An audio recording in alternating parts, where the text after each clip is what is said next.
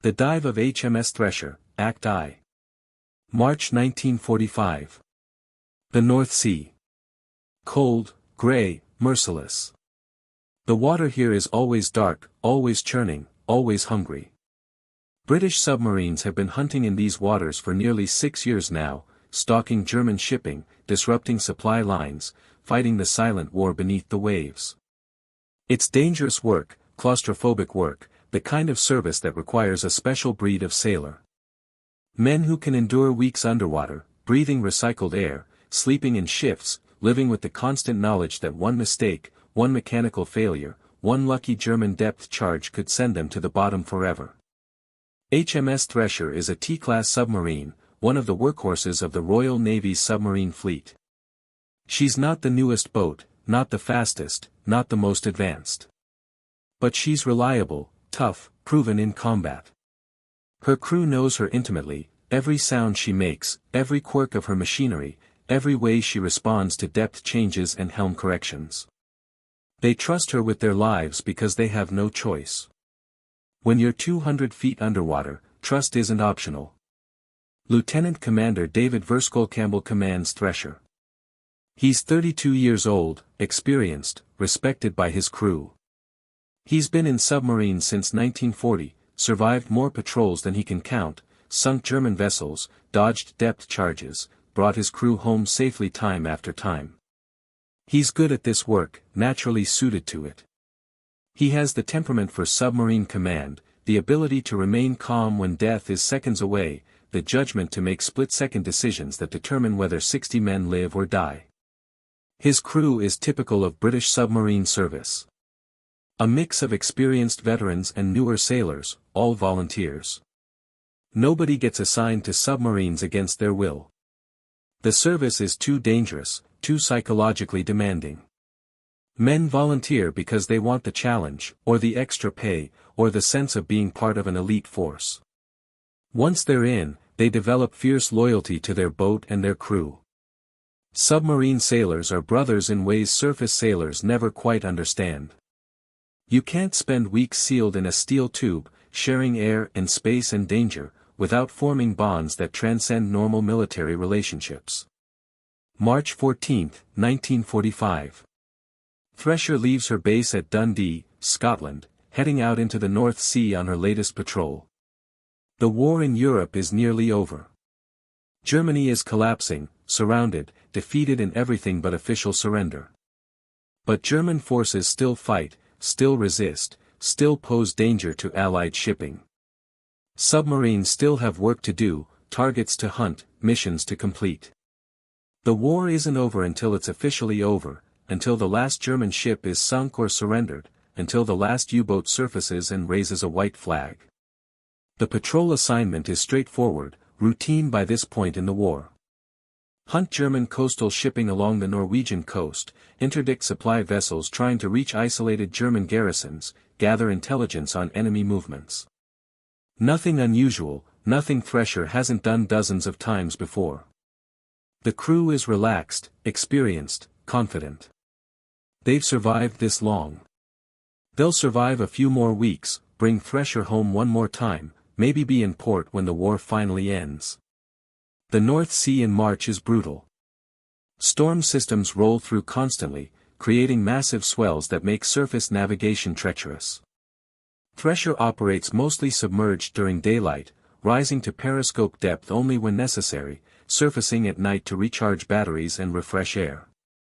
Underwater, the boat is isolated, cut off from the world above. No radio contact except brief transmissions when surfaced. No visual information except what the periscope reveals during brief observations. The crew exists in a bubble, a sealed world of machinery, recycled air, artificial light, and constant low-level tension. Life aboard a submarine is cramped, uncomfortable, monotonous. 60 men sharing space designed for 40. Hot bunking, where sailors share beds in rotating shifts, one man sleeping while another works. No privacy, no personal space, no escape from the constant presence of your crewmates. The air is thick, heavy, tasting of diesel fuel and human sweat. Everything is damp from condensation.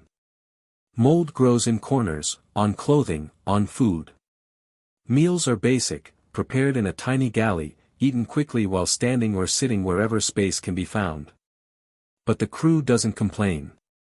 This is submarine life. They accepted it when they volunteered. They've adapted, found ways to maintain sanity and humor despite the conditions. They tell jokes, play cards during off hours, share stories from home. They develop routines, small rituals that provide structure and normality.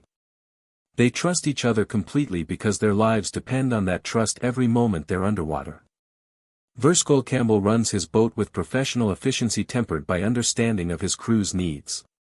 He's strict about procedures, about safety protocols, about the discipline necessary to operate a submarine successfully.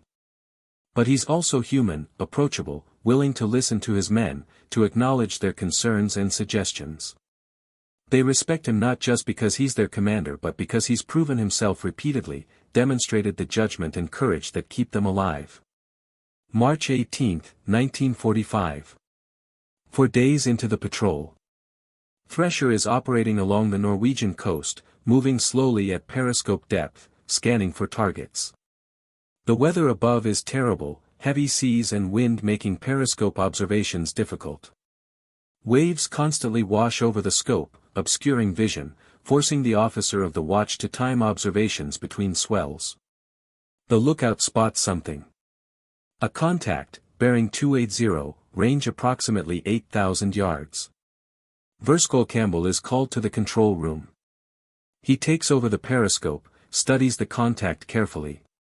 It's a German merchant vessel, medium-sized, possibly a supply ship heading south along the coast. Exactly the kind of target Thresher is hunting. The crew goes to action stations smoothly, efficiently, with the practiced ease of experienced submariners. Torpedo tubes are flooded. Firing solutions are calculated using the submarine's primitive analog computer, taking into account target bearing, speed, range, and the torpedo's running characteristics. The calculations must be precise. Torpedoes are expensive, limited in number, not to be wasted. Every shot counts. Verskol Campbell maneuvers Thresher into attack position, closing the range, positioning the boat for optimal firing angle. The submarine moves silently through the water, her electric motors nearly soundless, her crew absolutely quiet. Sound carries underwater. Loud noises could alert the target or any nearby German escorts to their presence. Silence is survival. The attack proceeds perfectly, textbook execution. At 4,000 yards, Verskol Campbell orders torpedoes away. 2 fish, fired in quick succession, running hot and true toward the German vessel. The crew waits, counting seconds, calculating impact time. 45 seconds. 50. 55.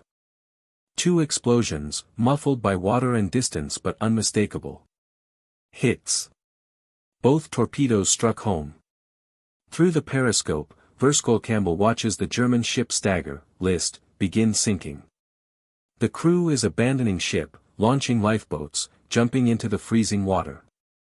The vessel goes down in less than 3 minutes, disappearing beneath the gray waves. Thresher doesn't surface to pick up survivors. Submarine protocol forbids it. Too dangerous. German aircraft could be nearby. Other ships might respond to distress calls. Surfacing means exposure, vulnerability, risk to the entire crew. So Thresher dives, goes deep, moves away from the area. Behind them, German sailors struggle in the water, hoping for rescue that may or may not come. It's brutal, inhuman, necessary. This is submarine warfare. This is the reality Verskol Campbell and his crew live with. The successful attack is logged, reported during the next radio transmission. 1 more German ship sunk, 1 more small contribution to Allied victory. The crew is satisfied, professional pride in a job well done. They return to routine patrol operations, hunting for more targets, continuing their mission. March 20, 1945. Thresher is still prowling the Norwegian coast. The weather has worsened, massive storms creating dangerous sea conditions. Verskol Campbell decides to remain submerged during daylight, avoiding the worst of the surface weather. Underwater is safer, calmer, more controlled. Late afternoon. The sonar operator reports sounds, distant but distinct. Propeller noise, multiple contacts, bearing 140. Possible convoy. Verskol Campbell brings Thresher to periscope depth, carefully, slowly, balancing the submarine's buoyancy precisely. Too fast, and the boat might break surface, expose herself to observers. Too slow, and they lose the opportunity to investigate. The periscope rises, breaks surface. Verskol Campbell makes a quick sweep, 360 degrees, checking for immediate threats. Clear.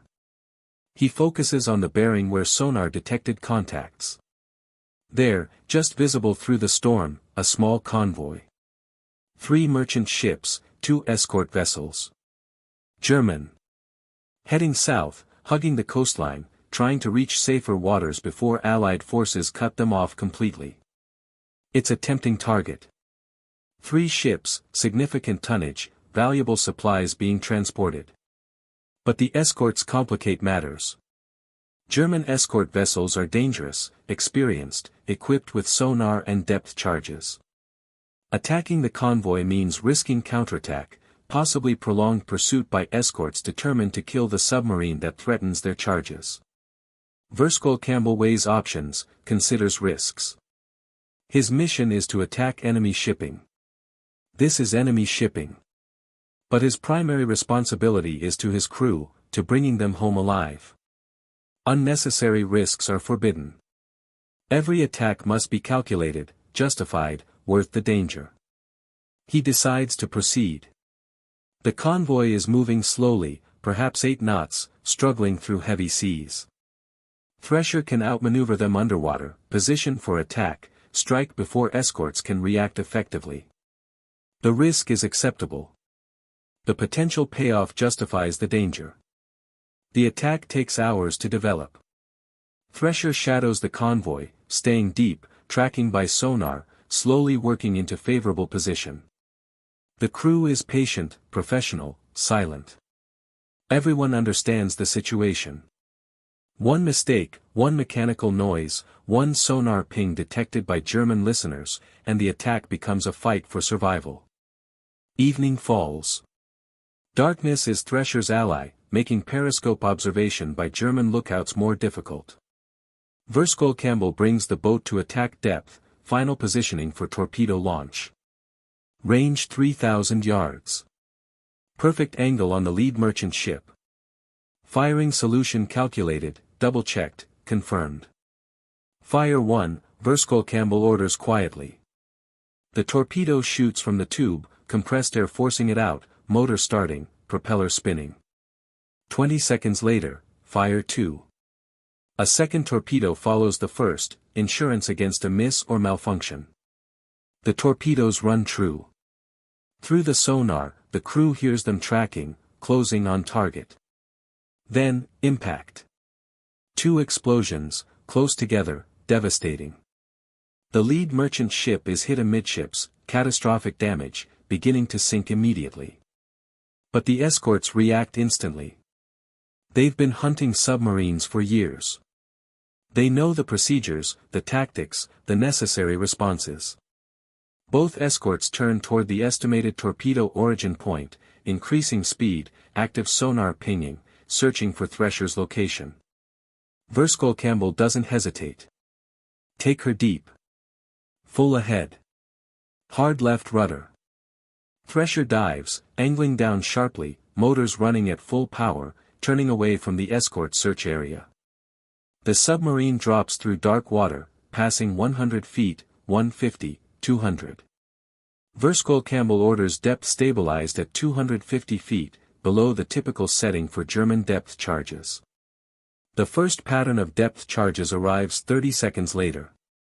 6 explosions, massive underwater detonations that send shockwaves through the water, through Thresher's hull, through every man aboard. The submarine shudders, groans, cork insulation falls from overhead, light bulbs shatter.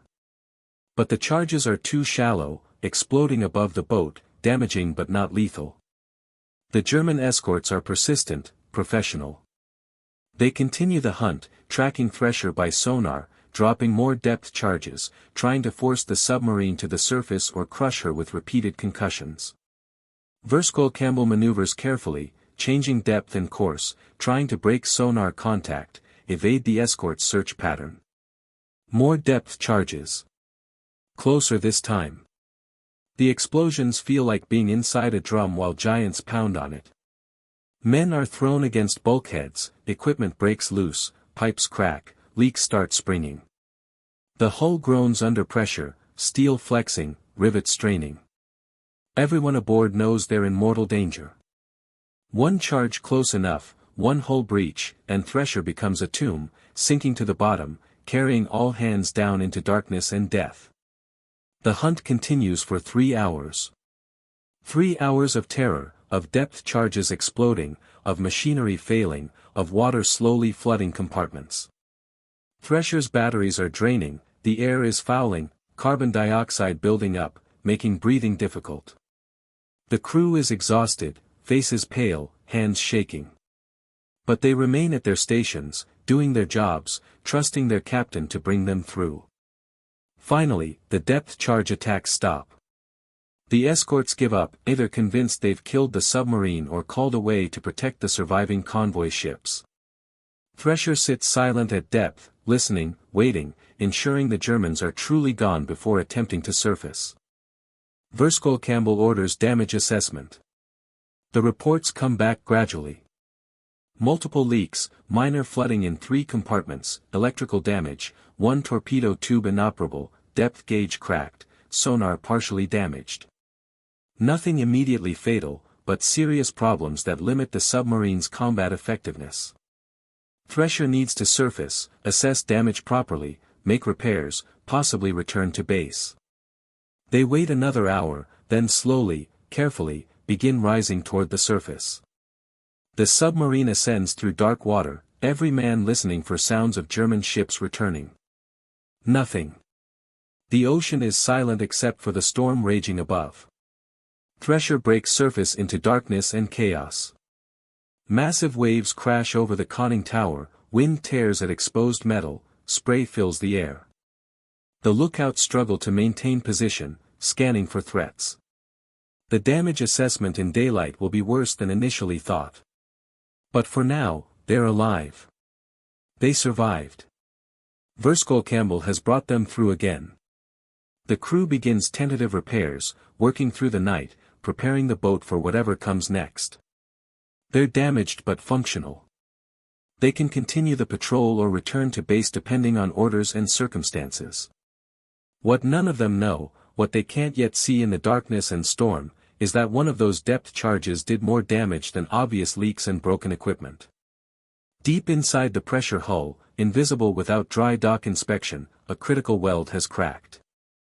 Not failed completely, not yet. Just cracked, weakened, compromised. Under normal circumstances, it might hold for weeks, months even.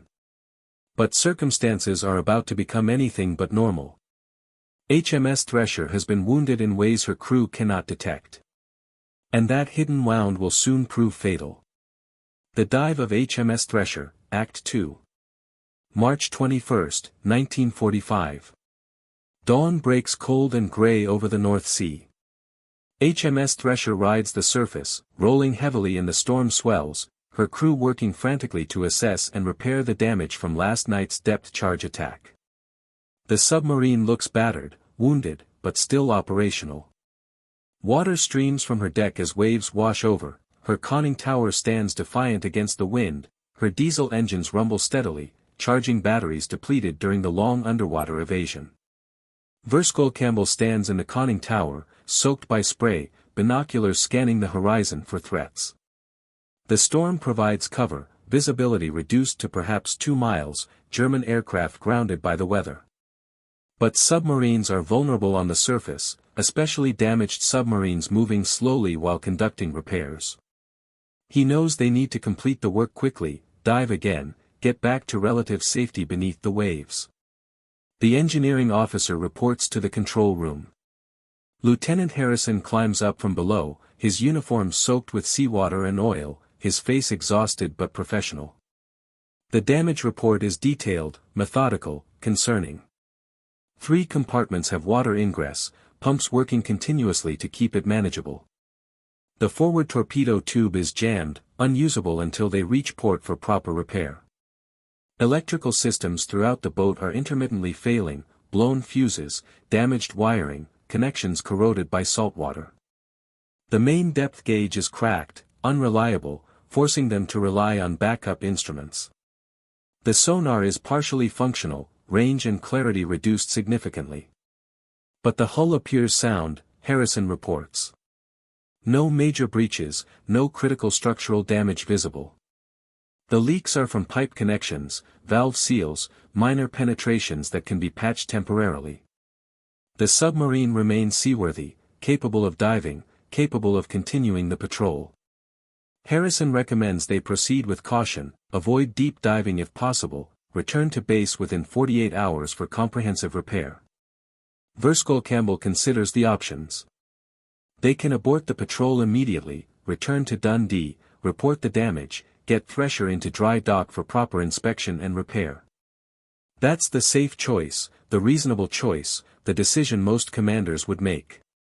But it also means abandoning the patrol early, leaving the Norwegian coast unpatrolled, potentially allowing German shipping to move unmolested.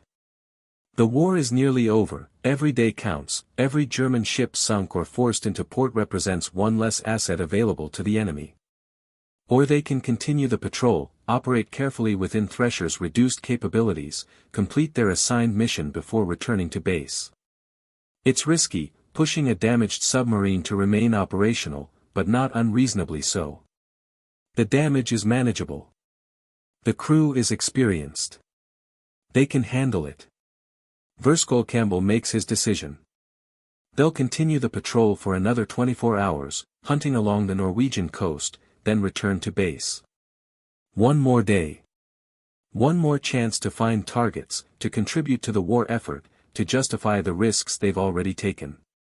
The crew accepts this without complaint. They trust their captain. If he says Thresher can handle another day, then she can handle another day. The repairs continue throughout the morning. Leaking pipes are wrapped with rubber gaskets and tightened.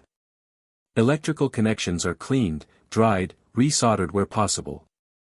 The jammed torpedo tube is worked on but remains stubbornly uncooperative, the mechanism damaged beyond field repair capability. They abandon efforts on the tube, focus instead on ensuring the other 5 tubes remain fully functional. Thresher carries 24 torpedoes, she's fired 4, 19 remain available. More than enough firepower for any targets they might encounter. By noon, the immediate repairs are complete. The submarine is as ready as she's going to be without proper shipyard facilities. Campbell orders the boat to diving stations. Time to get off the surface, back into the relative safety of the depths. The crew secures the deck, closes hatches, checks seals. The diving alarm sounds, 2 blasts that echo through the boat. Dive, dive, dive. Thresher angles down, water flooding into ballast tanks, the boat growing heavier, beginning her descent. 50 feet, 100, 150. Campbell watches the depth gauges carefully, noting the cracked main gauge, relying more heavily on the backup instruments. The submarine levels off at periscope depth, 60 feet, deep enough to be invisible from the surface but shallow enough for easy periscope observation. Everything seems normal. The boat handles properly, responding to helm and plane controls as expected. The leaks are under control, pumps managing the water ingress without difficulty. The crew settles back into routine, the tension from last night's attack slowly dissipating. They're professionals. They've survived worse. This is just another patrol, another day in the life of a submarine crew. What they don't know, what they can't know without taking Thresher out of the water and examining her hull plates in dry dock, is that the cracked weld deep inside the pressure hull is slowly, gradually, invisibly spreading. The depth charges that hit near the submarine yesterday created stresses beyond what the welds were designed to handle. One weld, located in a critical structural junction near the forward torpedo room, developed a hairline crack.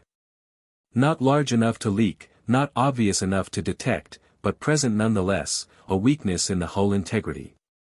Each time Thresher dives, pressure increases on that weakened weld. Each time she changes depth, the hull flexes slightly, metal contracting and expanding with temperature and pressure changes. And each flex makes the crack grow, microscopic progress, invisible but inexorable. The submarine is slowly, unknowingly, developing a critical failure point. The afternoon passes quietly. Thresher patrols her assigned area, moving at slow speed, conserving battery power, listening on sonar for contacts. The North Sea is largely empty today, the storm having driven most shipping into port or safe anchorages. They detect nothing, no targets, no threats, just the constant background noise of ocean and weather. Evening approaches. Campbell decides to surface after dark, recharge batteries, refresh the air, give the crew a few hours of relative normalcy before diving again. Submarine life is a constant cycle of submerged operations and surface charging, the boat's batteries providing limited underwater endurance, requiring frequent recharging by diesel generators that only operate on the surface. They rise slowly toward the surface, ascending through darkening water, preparing to break into the night air. The surfacing procedure is routine, practiced thousands of times, muscle memory for the experienced crew. Blow ballast tanks, establish positive buoyancy, angle up, rise through the depth levels. 60 feet, 50, 40, 30, 20. Then, without warning, disaster. The cracked weld finally fails completely. The stress of repeated pressure changes, the flexing of the hull, the weakened metal, all of it comes together in one catastrophic moment. The weld separates. A seam opens in the pressure hull. And the North Sea, cold and merciless and patient, rushes in. The initial breach is small, perhaps 2 inches long, but at depth even a small opening admits tremendous volumes of water under immense pressure. A jet of seawater blasts into the forward torpedo room like a fire hose, a solid column of water under thousands of pounds of pressure per square inch. The sound is tremendous, a shrieking roar that drowns out everything else. Hull breach. Forward torpedo room. The shout comes over the intercom, the torpedo room crew abandoning comm procedures, screaming the emergency. Campbell's reaction is instant, trained, reflexive. Emergency surface. Blow all ballast. All ahead full. But even as he gives the orders, he knows they're in desperate trouble. A hull breach at depth is the nightmare scenario every submariner fears, the disaster that offers almost no chance of survival. Water entering the submarine adds weight, makes the boat heavier, harder to control. The added weight fights against their efforts to surface. And if the breach is large enough, if water enters faster than they can compensate, the submarine will sink, dropping to the bottom, taking all hands down with her. The forward torpedo room crew tries to seal the breach, tries to plug the opening with anything available, mattresses, clothing, wooden wedges, anything to stop the water. But the pressure is too great, the jet too powerful. Nothing stops it. The water blasts through every attempted seal, filling the compartment, rising rapidly toward the overhead. The torpedo room crew makes a desperate decision. They evacuate the compartment, scrambling through the watertight door into the next section, pulling the door closed behind them, sealing the breach inside the forward torpedo room. It's the right decision, the only decision, but it's devastating. They're abandoning the forward compartment, accepting its loss, trying to save the rest of the submarine by containing the flooding. The heavy watertight door slams shut. The locking wheel spins. The forward torpedo room is sealed, isolated, left to flood completely. Inside that compartment, water continues pouring through the hull breach, filling the space, submerging torpedo racks, control panels, bunks. Everything forward of that watertight door is lost. But sealing the compartment may not be enough. Thresher is nose-heavy now, tons of water wait in the forward section pulling the bow down. The boat is angling steeper, 15 degrees down by the bow, 20 degrees, 25. The helmsman fights the controls, trying to level the submarine, but she's not responding properly. Too much weight forward, not enough buoyancy to compensate. Blow forward trim tank. Blow everything forward. Verskol Campbell orders, trying anything to regain control. Compressed air roars into the forward trim tanks, forcing water out, trying to restore balance. But it's not enough. The submarine continues angling down, 30 degrees now, men grabbing handholds to stay upright, loose equipment sliding forward, crashing into bulkheads. The depth gauge shows them sinking. 100 feet, 120, 140. They're not surfacing, they're descending, the weight of water in the forward torpedo room dragging them down despite every effort to reverse it. The crew works frantically, desperately, trying everything they know to save the boat. More ballast blown, emergency full power on the electric motors, plane set to maximum rise angle. Nothing works. Thresher is dying, sinking toward the bottom, taking 60 men with her. In the control room, Verskol Campbell maintains iron calm despite the chaos around him. His voice remains steady, his orders clear and precise. He's the captain. The crew looks to him for leadership, for hope, for the confidence that he can save them. He can't show fear, can't show doubt, can't let them see that he knows they're probably about to die. All compartments report, he orders. The reports come back quickly. The forward torpedo room is completely flooded, lost. The next compartment aft is holding, watertight door sealed, no water ingress.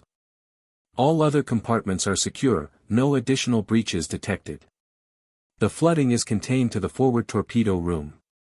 That's something. If they can regain control, if they can arrest the sink, they might survive. But the depth gauge continues its relentless progression.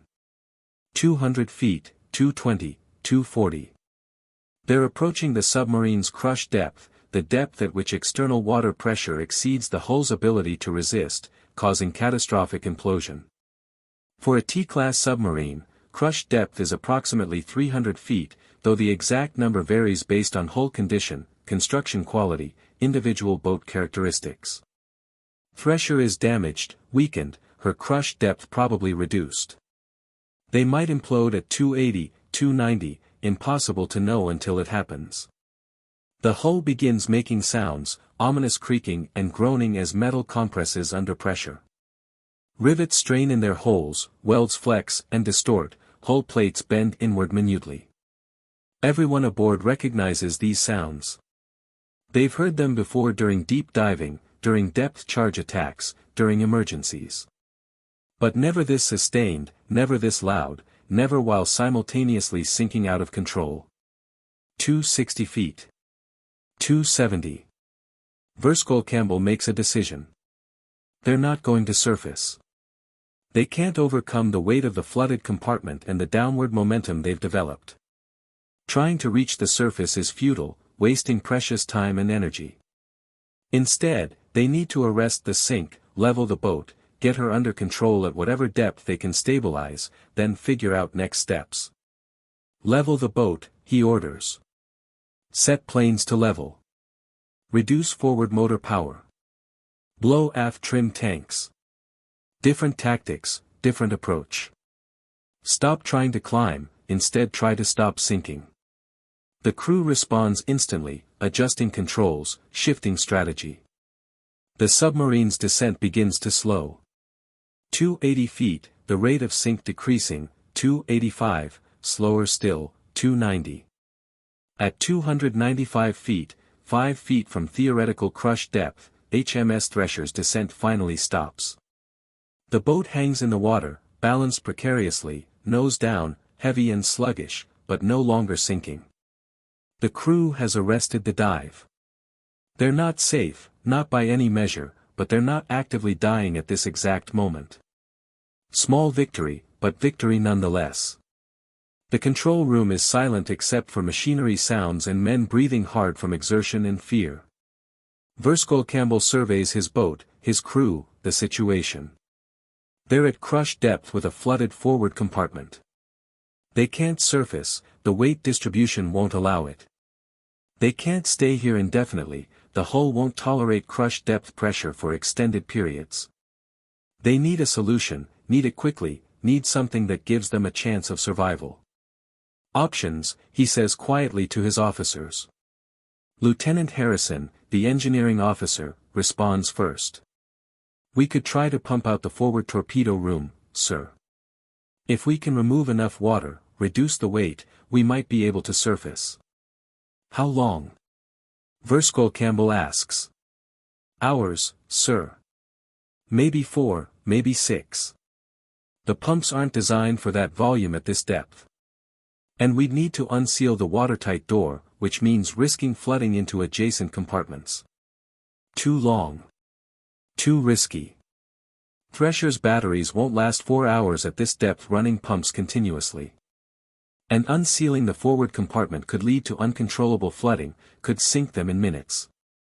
Not a viable option. The navigation officer speaks next.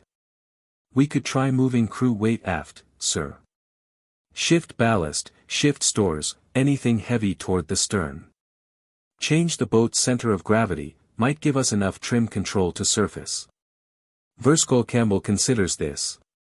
It's possible, but questionable. They don't have much movable weight aboard. Torpedoes are heavy but can't be moved easily. Supplies are limited. Crew weight won't make enough difference. And any movement inside the boat at this depth risks disturbing the precarious balance they've achieved. One wrong shift and they could start sinking again. Then the communications officer, Lieutenant Marsh, speaks. Sir, we could send a distress signal. Surface ships could locate us, possibly attempt rescue. From 300 feet underwater. Harrison interjects. There's no rescue equipment that can reach this depth. Air Force rescue couldn't help. Even if they found us, we'd die before they could do anything. But Marsh persists. Not immediate rescue, sir.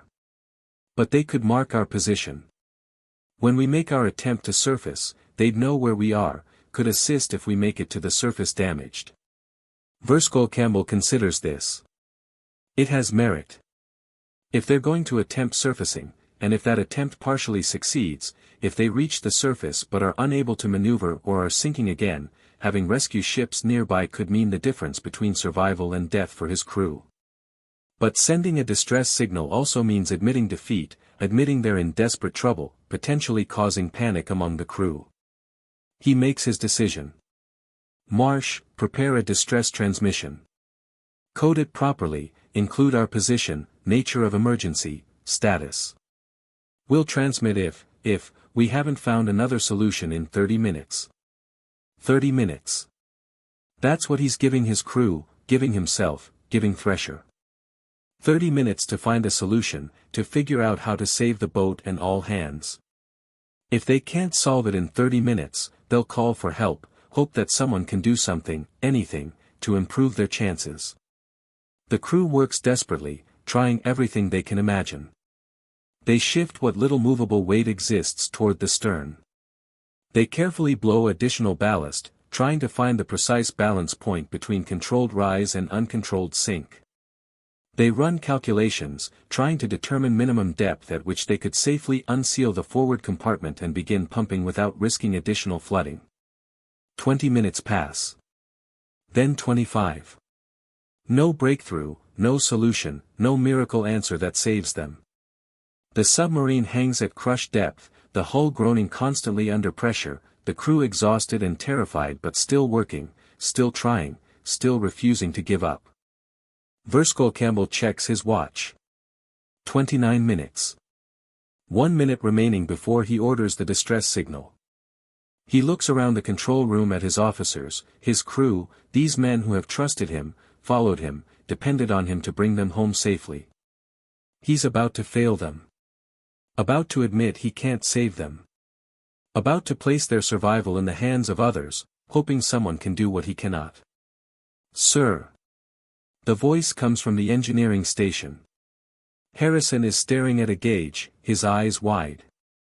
"Sir, the hull breach, I think it stopped." "Stopped?" Verskol Campbell moves to Harrison's side. "Explain." "The water flow into the forward torpedo room, sir. It stopped or nearly stopped. The pressure must have equalized. The compartment is completely flooded, pressure inside equals pressure outside, no more water forcing its way in." Verskol Campbell's mind races. If the flooding has stopped, if the breach is no longer admitting water, then the forward torpedo room is simply dead weight, not an active emergency. Dead weight they can potentially compensate for. Dead weight they can potentially overcome. "Can we surface with a completely flooded forward compartment?" he asks. Harrison calculates rapidly in his head. "Possibly, sir. If we blow absolutely everything, maximum buoyancy in all tanks except the flooded compartment, full power on the motors, steepest possible climb angle, we might have enough positive buoyancy to overcome the weight." "Might," Verskol Campbell repeats. "What are the odds?" 50-50, sir. Maybe worse. If we don't have enough buoyancy, we'll just exhaust our compressed air reserves trying, leave us unable to attempt anything else. And the climb angle will be extreme, probably 45 degrees or more. Men and equipment will slide everywhere. Could cause additional damage, additional casualties. 50-50 odds. A coin flip. Either they surface or they die here at crush depth when batteries fail or hull implodes or air runs out. Not great odds, but better than certain death from doing nothing. Verskol Campbell looks at his watch. 30 minutes exactly. Decision time. Call for help, or attempt the impossible one more time. He thinks about his crew, about their families waiting in Scotland, about the Royal Navy traditions of courage and determination. He thinks about every submarine commander who faced this moment, this choice, this test of will and judgment. "Belay the distress signal," he orders. "We're going to surface. Emergency blow all ballast except forward torpedo room. All ahead full on the motors. Set planes to maximum climb. Rig the boat for steep angles." He pauses, looks around at his officers. "Gentlemen, this will be a rough ride. Make sure everything is secured. Warn the crew. We're going to point her bow at the sky and see if we can climb out of hell." The orders are passed throughout the boat. Men secure loose equipment, brace themselves, hold on to anything bolted down. In the engine room, the motor operators prepare for maximum power demand. In the control room, the plainsman positions his controls for the steepest climb angle they've ever attempted. In the ballast control station, the operator's hand hovers over the emergency blow system, ready to send every cubic foot of compressed air into the ballast tanks simultaneously. Verskol Campbell takes a deep breath. This is it. Everything he's trained for, everything he's experienced, everything he's learned about submarines and leadership and survival, it all comes down to the next few minutes. Either Thresher rises from the depths, or she becomes a tomb. Either 60 men live, or 60 men die. And the decision, the responsibility, the weight of it all, rests entirely on his shoulders. "Execute," he orders quietly. And HMS Thresher begins her final, desperate ascent. The dive of HMS Thresher, Act 3. The emergency blow system activates with a sound like thunder trapped underwater. Compressed air, stored at 3,000 pounds per square inch, roars into every ballast tank simultaneously. The noise is deafening, overwhelming, a mechanical scream that drowns out everything else. Air forces water out of the tanks through huge vents, thousands of gallons displaced in seconds, replaced by buoyant air that wants desperately to rise toward the surface. Simultaneously, the electric motors spin up to maximum power, drawing heavily on the already depleted batteries, turning the propellers at their fastest possible rotation. The submarine shudders with the strain, every component pushed beyond normal operating limits, metal and machinery protesting the abuse but responding, delivering power, generating thrust. The plainsman hauls back on his control wheel, setting the diving planes to maximum rise angle. The planes are the submarine's underwater wings, angled surfaces that use water flow to push the boat up or down. Set to maximum rise, they transform Thresher into an underwater rocket, pointed toward the surface, fighting against the massive weight of the flooded forward torpedo room. For several long seconds, nothing happens. The submarine hangs motionless at 295 feet, the compressed air and motor power and plane angles fighting against the tons of seawater in the forward compartment. The depth gauge doesn't move. The boat doesn't rise. The crew holds its breath, waiting, hoping, praying. Then, slowly, reluctantly, the depth gauge needle begins to move. 294 feet. 293. Thresher is rising. The bow lifts first, pulled upward by the buoyancy concentrated in the after sections where the ballast tanks are working properly. The stern remains heavy, weighed down but not anchored. The submarine rotates, her angle increasing, 10 degrees up, 15, 20, 25. Men brace themselves against the slope, holding railings, wedging themselves into corners. Loose items that weren't properly secured slide aft, crashing and clattering, tools and equipment and personal effects tumbling through the tilted compartments. 30 degrees up angle. 35. The climb becomes steeper, more extreme than anything the crew has experienced. Thresher is nearly standing on her tail, pointing almost straight up, clawing her way toward the surface through sheer mechanical force and desperate determination. The depth gauge continues its movement. 280 feet, 270, 260. They're climbing, actually climbing, rising through the dark water. But the ascent is agonizingly slow. The flooded forward compartment acts like an anchor, thousands of pounds of dead weight trying to pull them back down. Every foot of depth they gain is a victory, hard won, barely achieved. And the air in the ballast tanks is finite, the compressed air reserves depleting rapidly.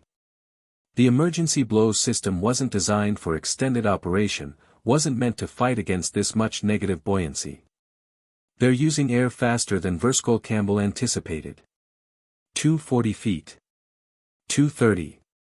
The climb rate is decreasing, the ascent slowing. They've covered 60 feet from their deepest point, but they're losing momentum. The compressed air is running out, the ballast tanks approaching maximum buoyancy, nothing more to give. And they're still over 200 feet below the surface, 200 feet from safety, 200 feet from air and life and survival. In the control room, Verskol Campbell watches the gauges with growing dread. The climb is stalling. The air pressure indicator shows reserves nearly exhausted. The depth gauge needle is barely moving now, the ascent measured in inches rather than feet. They're going to stop rising soon, going to hang in the water, and then, when the buoyancy equalizes with the weight, they'll start sinking again. More power, he shouts to the motor room. Everything we have. The motors are already at maximum, but the motor operators find ways to push them harder, bypassing safety governors, feeding more current from the batteries, overloading the circuits. The submarine's speed through the water increases slightly, and speed means more water flowing over the diving planes, which means more lift generated. It's not much, but it's something, a few more precious pounds of upward force. 220 feet. 215. 210. The needle continues its upward crawl, slower and slower, barely perceptible movement. The crew watches in silent terror, everyone understanding that their survival hangs by the thinnest thread, dependent on whether the submarine can maintain positive buoyancy for just a few more minutes, just a few more feet. 200 feet. The depth gauge needle stops moving. Thresher has reached neutral buoyancy, the upward forces exactly balancing the downward weight. They're no longer climbing. They're suspended in the water, hanging motionless, neither rising nor sinking. 200 feet below the surface, too deep to escape individually, too deep for any rescue equipment, too deep to survive for long as their air fouls and their batteries die. The compressed air reserves are empty, completely exhausted. Every ballast tank is blown as full as possible. The motors are running at dangerous overload, but they can't run indefinitely, the batteries won't last. They've done everything possible, used every resource available, pushed Thresher to her absolute limits. And it's not enough.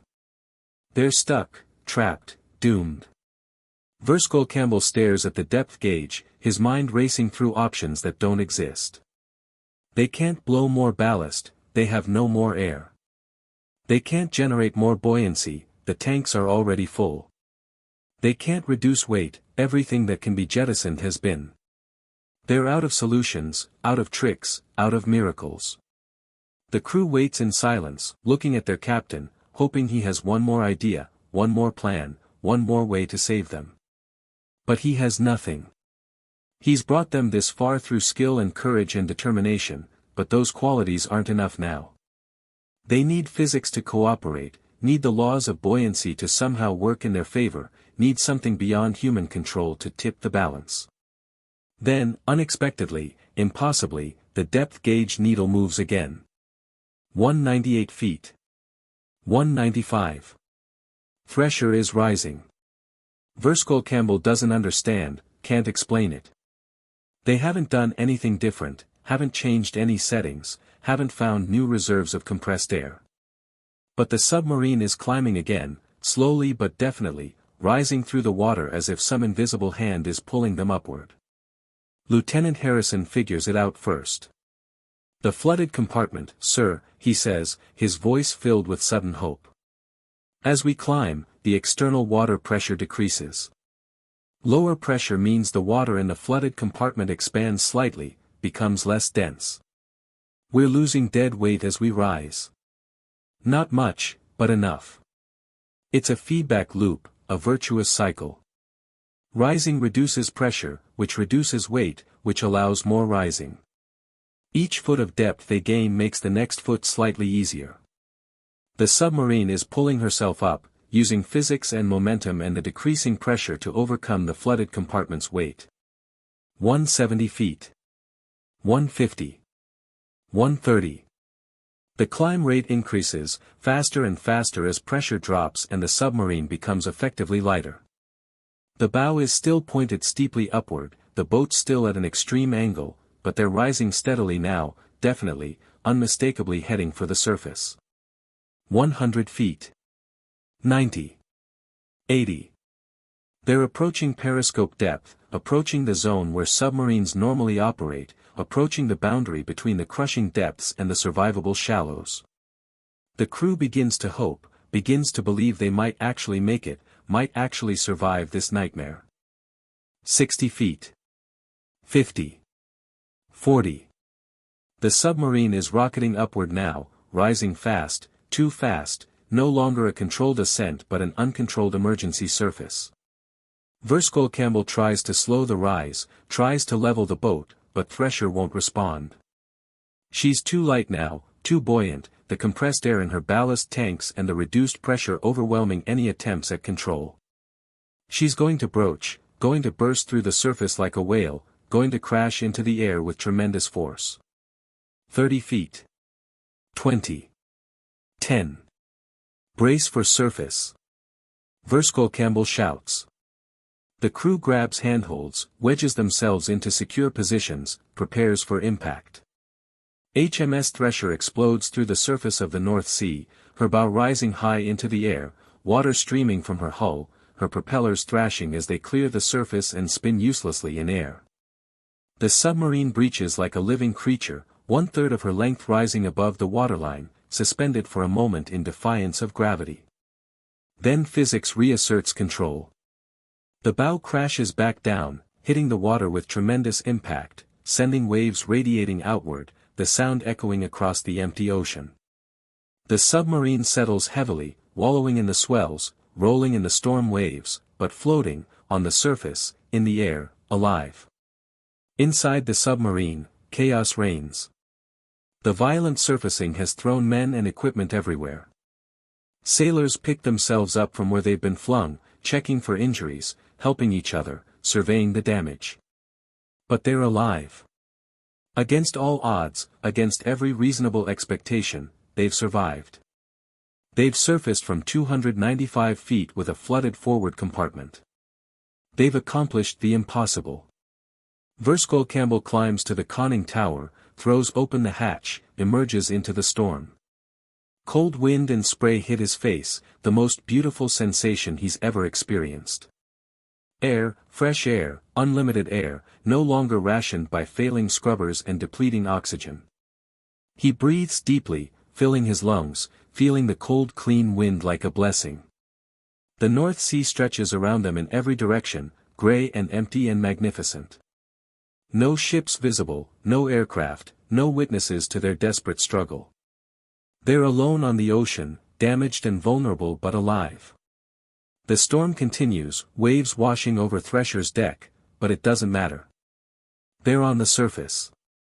They can breathe. They have a chance.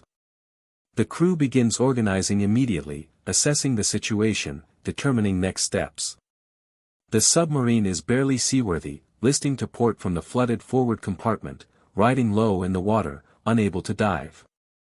But the diesel engines start successfully, the propellers turn, they have propulsion and steering.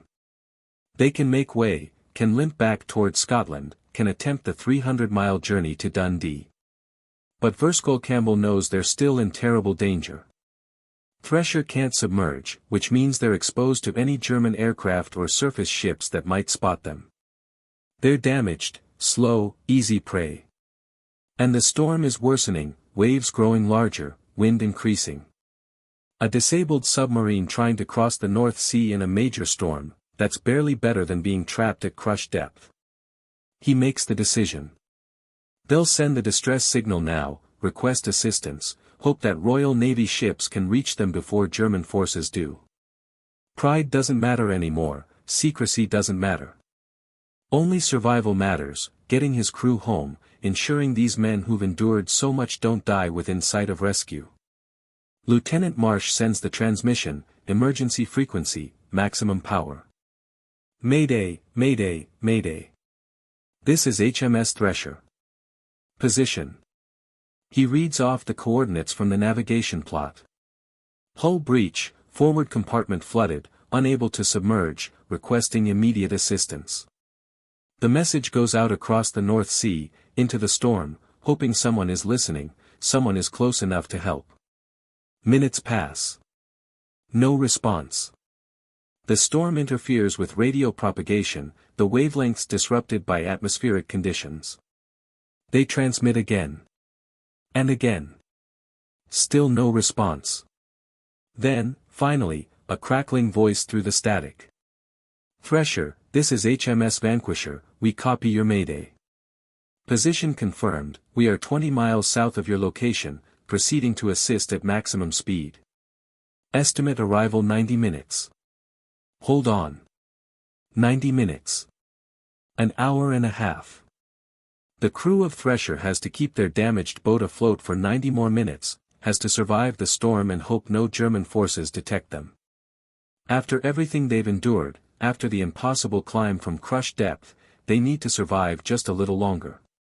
The minutes crawl past. The storm pounds Thresher mercilessly, waves crashing over the low-riding hull, water flooding across the deck. The submarine rolls heavily, listing further to port as the flooded forward compartment shifts. The crew works pumps constantly, fighting to keep additional compartments from flooding, struggling to maintain buoyancy. Men begin collapsing from exhaustion, the accumulated stress and terror and physical exertion overwhelming them. Some simply sit down and stare at nothing, their minds temporarily unable to process any more crisis.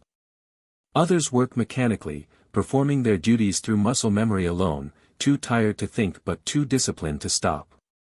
Verskol Campbell moves through the boat constantly, encouraging, supporting, keeping morale intact through sheer force of personality. 60 minutes pass. Then 75. The storm is at its peak now, massive swells threatening to swamp the submarine completely. Water pours down the conning tower hatch every time a wave breaks over them, flooding into the control room, adding to the burden the pumps must handle. They're bailing constantly, men forming bucket brigades, passing water hand to hand to dump overboard, primitive but effective. Then, through the storm, through the spray and rain and grey chaos, a shape appears. A ship, a destroyer, HMS Vanquisher cutting through the waves at high speed, her bow smashing through swells, her crew visible on deck preparing rescue equipment. The destroyer comes alongside Thresher as close as she dares, matching speed with the wallowing submarine. Lines are fired across, caught by Thresher's deck crew, secured. Vanquisher's crew establishes tow lines, heavy cables designed to pull damaged ships to safety. It's dangerous work in these conditions, waves threatening to smash the two vessels together, but both crews work with desperate efficiency. The tow lines are secured. Vanquisher takes up the slack, begins pulling, adding her power to Thresher's struggling diesels. The submarine lurches forward, speed increasing, making better progress now with the destroyer's assistance. They're heading east, toward Scotland, toward home, toward safety. But they're not safe yet. The journey takes 18 hours of fighting the storm, fighting the flooding, fighting to keep Thresher afloat. Twice during the night the tow lines break from the strain, requiring dangerous deck work in darkness to re-establish them. Several men are injured by whipping cables, bruised and battered but alive.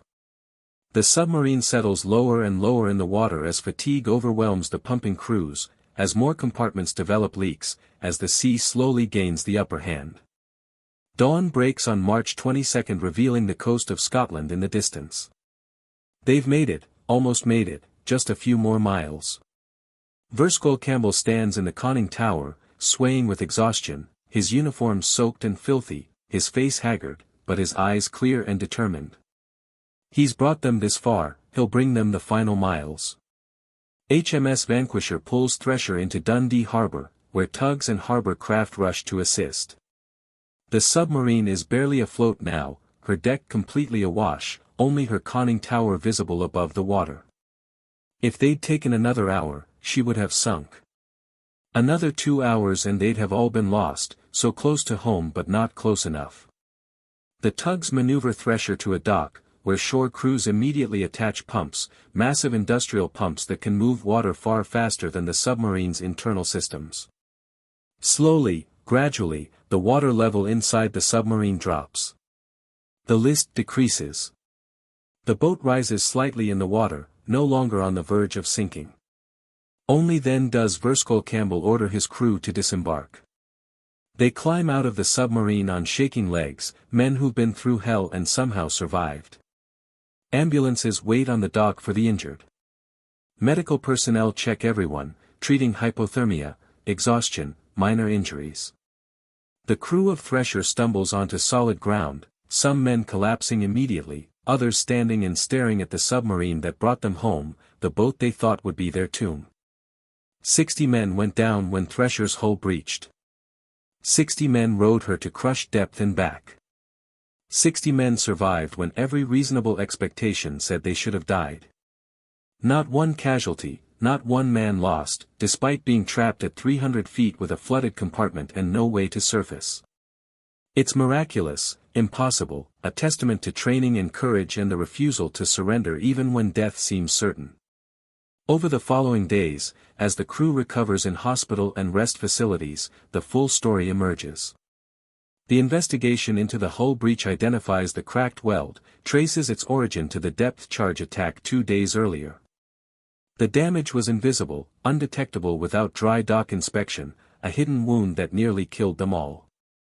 The investigators conclude that Thresher should have sunk, that the physics and mathematics of submarine operations say she couldn't have surfaced from that depth with that much flooding. But she did surface. Her crew made it happen through skill and determination and refusing to accept the impossible. Verskol Campbell receives the Distinguished Service Cross for bringing his boat and crew home safely. His officers receive commendations. The entire crew is recognized for exceptional performance under crisis conditions. But the awards feel hollow, inadequate recognition for what they endured. How do you properly honor men who climbed out of their own grave? What medal compensates for the terror of knowing you're about to die, trapped in a steel tube at the bottom of the ocean? HMS Thresher never sails again. The damage is too extensive, the repairs too costly for a submarine so close to the end of her service life. She's decommissioned in April 1945, just weeks after her final patrol, her hull cut up for scrap. The submarine that refused to die, that carried her crew up from the depths against all odds, is reduced to steel plates and metal fragments, recycled into other ships, other purposes. But her story survives. The crew tells it, retells it, ensures the next generation of submariners knows about the boat that surfaced from crushed depth. It becomes legend within the Royal Navy Submarine Service, a story told to new recruits, a reminder that even when the situation seems hopeless, even when physics and mathematics say you're dead, courage and determination can tip the balance. The last entry in Thresher's logbook, written by Verskol Campbell after the submarine reached Dundee, consists of just 7 words, the final message from a captain who brought his crew through hell and back. Tell them it was a good dive. Those words become Thresher's epitaph, her legacy, her final testament. A good dive. Into the depths, into death itself, and back again through sheer stubborn refusal to accept the unacceptable. The submarine is gone now, scrapped and forgotten by all but naval historians. But the men who sailed her, who rode her down to crushed depth and up again to life, they remember. They carry the memory of those hours, those desperate minutes at 300 feet, the impossible ascent, the survival against every reasonable expectation. In later years, when submarine safety procedures are revised and improved, when hull inspection protocols are strengthened, when new detection methods are developed to identify invisible stress fractures, the instructors cite HMS Thresher as the reason for these changes. One boat, one near disaster, becomes the catalyst for improvements that save countless future lives. Thresher's sacrifice, her brush with death, ensures other boats won't face the same invisible enemy, the hidden crack that nearly killed 60 men. And on March 21st every year, in submarine bases across Britain, old men gather quietly, men who served on Thresher, who survived her final dive. They raise glasses, toast their lost boat, remember the day they should have died. They don't talk much, don't need to. The memories are too powerful, too personal, too profound for casual conversation. They simply remember, honor the submarine that brought them home, acknowledge the debt they owe to steel and machinery and one captain's refusal to give up. The North Sea keeps its secrets. Somewhere in those cold grey waters, the currents flow over empty space where HMS Thresher nearly rested forever, where 60 men nearly joined the countless others who've disappeared beneath the waves.